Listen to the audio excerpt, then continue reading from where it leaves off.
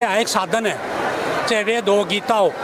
जैसे हमने यहाँ धनाने गांव से बाहर जाना है तो हम बस में जाएंगे, ये भी हमारे परमात्मा के पास जाने के लिए गीता है, वेद है, साधन है। हम इनको नियम अनुसार चलेंगे तो हम उसके लक्ष्य तक पहुँच जाएंगे। लेकिन इस आदमी को श्रद्धा और विश्वास होना चाहिए। अगर आपको रामपाल के पास में श्रद्धा और विश्वास हो तो उसको लक्ष्य जरूर आपको मिलेगा। प्रश्न यह हो जाता है कि आदमी को अपना नियम संयम, बोलना चालना और लगन होनी चाहिए।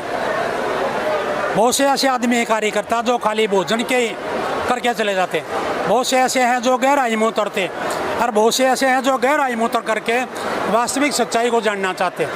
भगत कई तरह के होते हैं, कोई 10वीं क्लास का है, कोई 7वीं क्लास का है, कोई BLLB के है, आप अपने एक्सपीरियंस होते हैं। लेकिन यहाँ जो आता है सत्संग प्रोग्राम में एक अच्छा किरदार प्रबल भाग होते हैं जो ऐसी जगह पर आता है और उनको कुछ ना कुछ जानकारी मिलती है।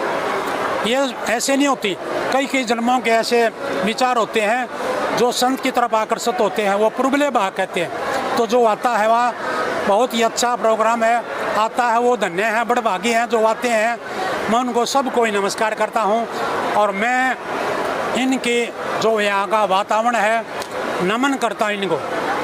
बाकी मैं संत रामपाल जी को इज्जत करता हूँ, बाकी मेरे गुरु नारायण महाराज जी हैं, उनके मार्गदर्शन से मैं चलता हूँ। लेकिन ये बहुत ही सज्जन आदमी है, भाषा से रहन सहन से इन्होंने मेरे घासला किया, हमारे गुरु जी के वहाँ चलो, अच्छी बात कहीं से भी मिलो, कोई लिखा नहीं किसके गुरु के पास में, अच्छा ज्ञान अच्छी बातें कहीं से भी ग्रहण कर लो। इसलिए मैं इनके मार्गदर्शन में आया हूँ, मेरे को बहुत अच्छा लगे।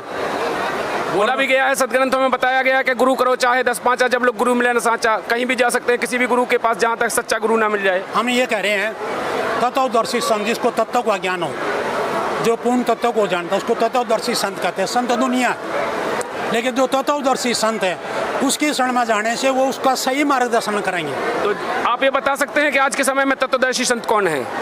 देखो अब इसके बारे में मेरा जो, आप रामपाल को कह रहे हैं, मैं अपने स्वयं गुरु जी को कह रहा हूँ। नहीं तो अपने सदग्रंथ में उसकी पहचान तो बताई गई है। अपने किसकी? तत्वदर्शी संत की पहचान बताई गई है ना। तत्वदर्शी संत की है, वो केवल इन गुणों में नहीं रहता, गुणों से बाहर ही रहता है। गीता जी के अध्याय 15 के श्लोक नंबर 1 में लिखा हुआ है कि वो तत्वदर्शी संत होगा जो इस संसार रूपी वृक्ष को ऊपर से जड़ नीचे की शाखा वाले इस वृक्ष को जो जड़ से लेकर पत्ते तक बता देगा।